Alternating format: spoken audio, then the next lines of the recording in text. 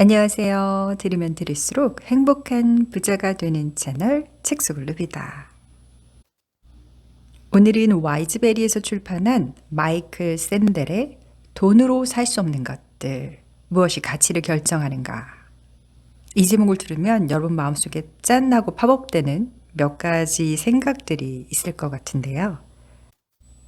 저자는 자유주의와 시장 지상주의의 한계를 명확하게 짚어주고 또 시장에서의 도덕성이 제한됐을 때 얼마나 큰 문제들이 발생할 수 있는지를 다시 한번 깊게 생각하게 만드는 그런 계기를 마련해 준 책입니다. 본문 볼까요? 세상에는 돈으로 살 수 없는 것들이 있다. 하지만 요즘에는 그리 많이 남아있지 않다. 모든 것이 거래 대상이 되고 있기 때문이다. 몇 가지 예를 들어보자. 교도소 감방 업그레이드 1박에 $82. 나 홀로 운전자가 카풀차로 이용하기 러시아워에 $8. 또 인도인 여성의 대리모 서비스 $6,250. 미국으로 이민하는 권리 $50만. 멸종 위기에 놓인 검은 코뿔소를 사냥할 권리 $15만. 의사의 휴대전화번호 연간 $1,500 이상.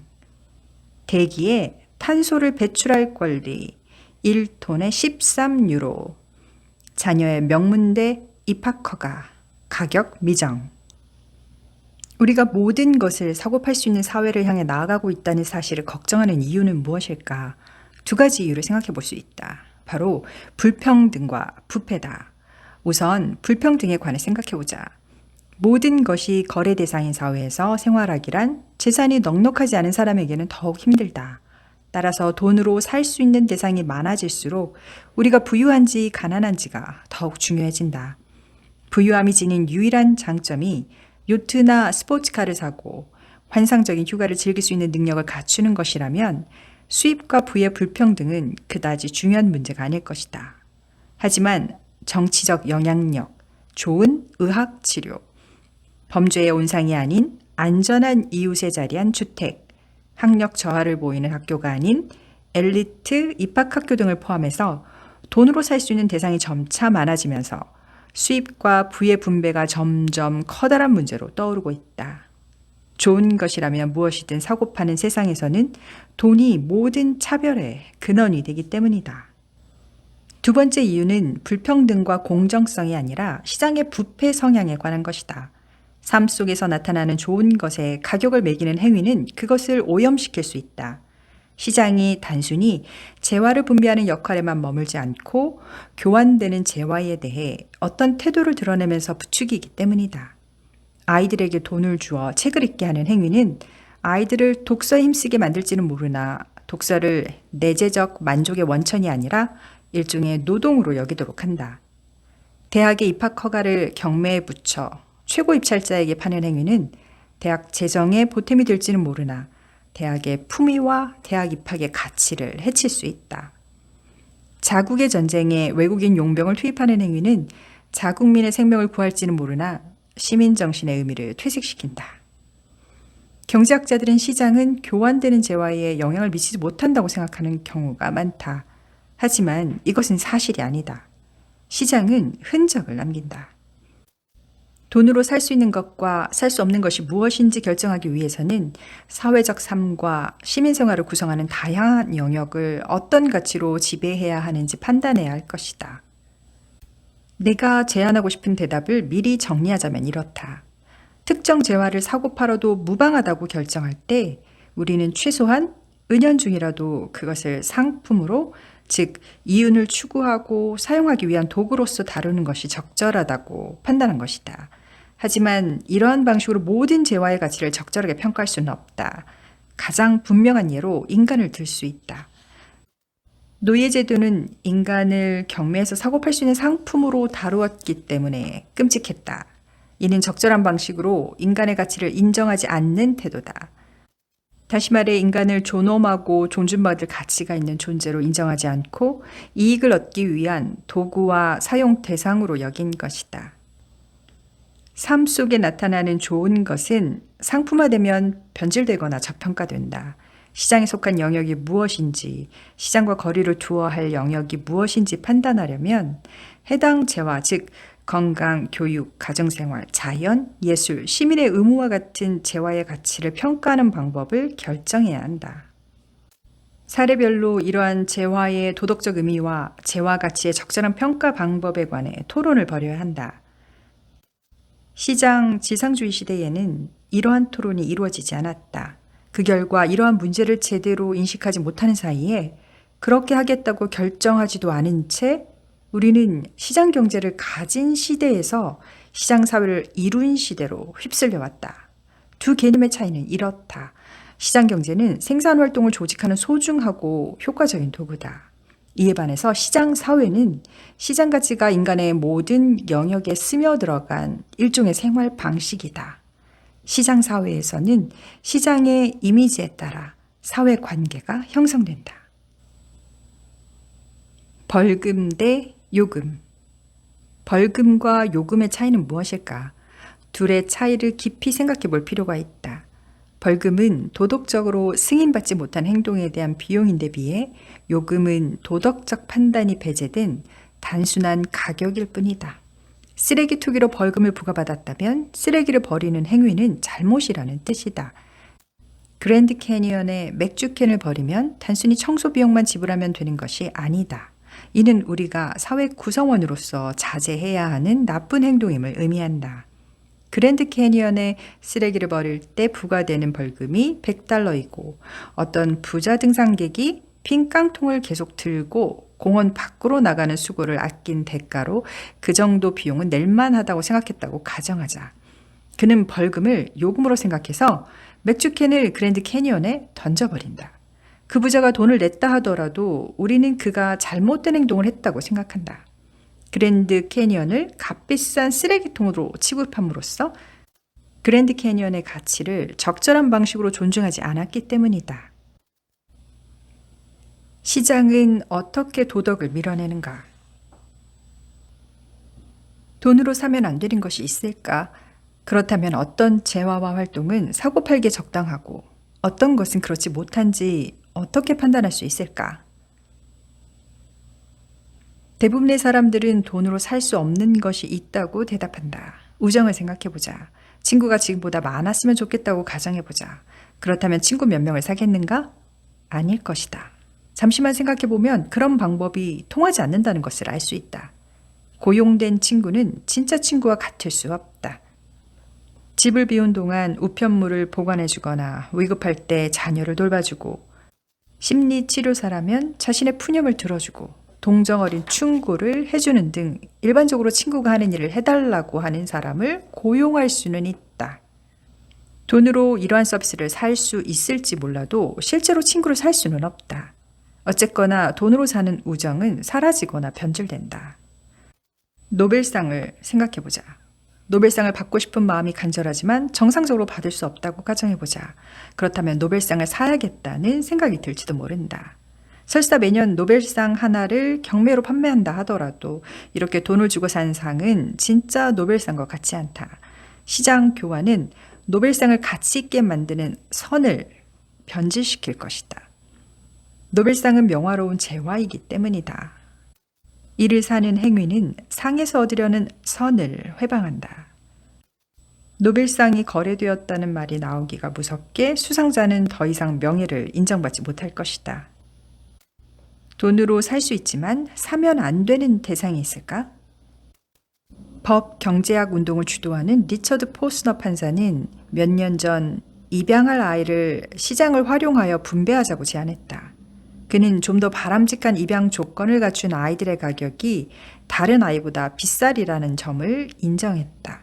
하지만 아이를 경매에 붙이거나 시장 가격을 책정하는 것을 금지하는 가운데 입양 기관이 수수료를 받고 입양을 주선하는 현행 입양 제도보다는 입양을 자유시장에 맡기는 편이 아이를 훨씬 바람직하게 분배할 수 있으리라 주장했다.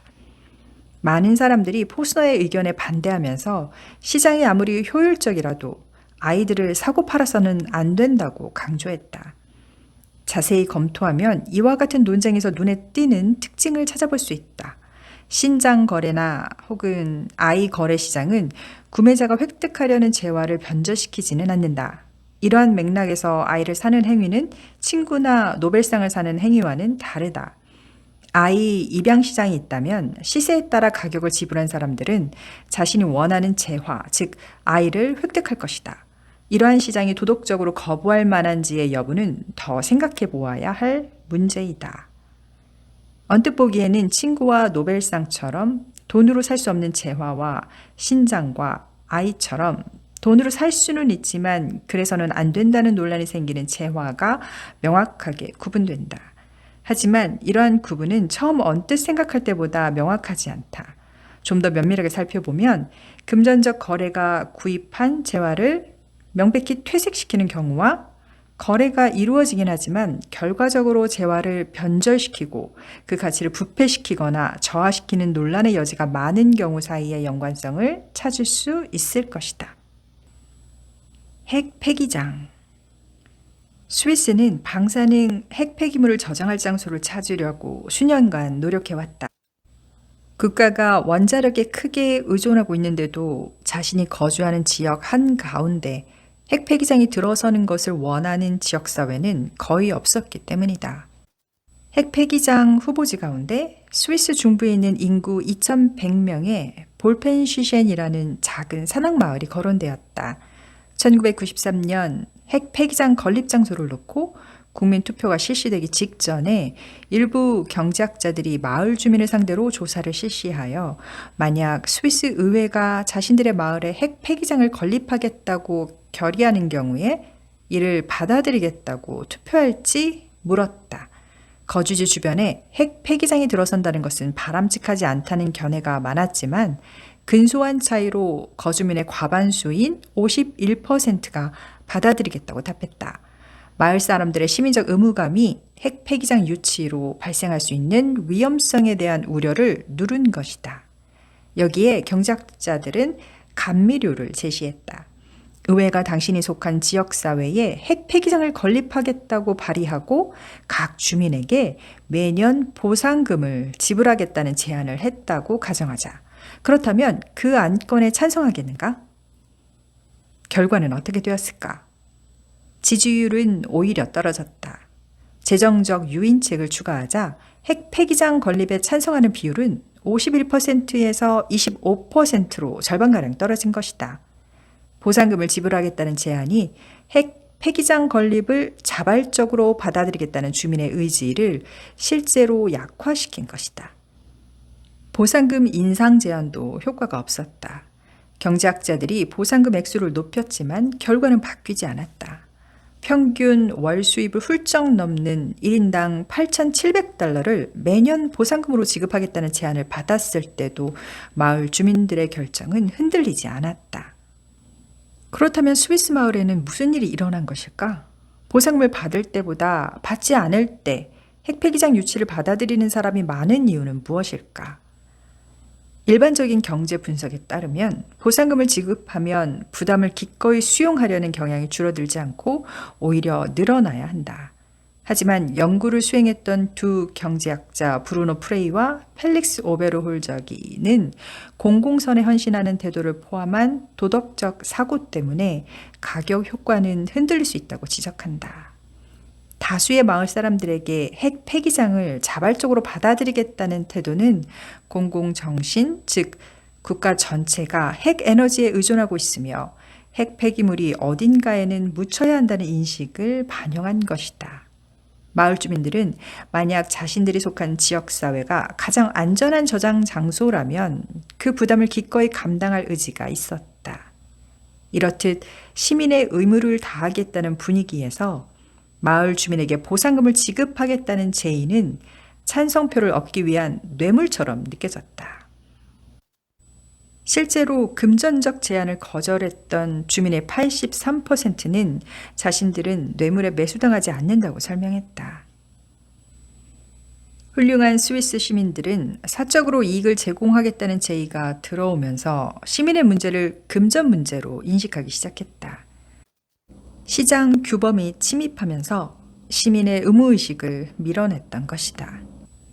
지역 주민 스스로 위험성을 평가할 수 있게 하고 공공이익에 가장 부합하다는 장소를 결정하는 과정에 시민들이 참여할 수 있게 하고 필요하다면 위험시설을 폐쇄할 수 있는 권리를 해당 지역사회에 부여하는 것이 돈으로 사는 것보다 더욱 확실하게 대중의 지지를 이끌어낼 수 있는 방법이다. 주민들이 일반적으로 금전적 보상에 거부감을 갖고 있기는 하지만 현물 보상은 종종 환영한다. 지역사회는 보통 공항, 쓰레기 매립지, 재활용 시설 등 달갑지 않은 공공사업 시설을 유치하는 데 대한 보상을 받아들인다.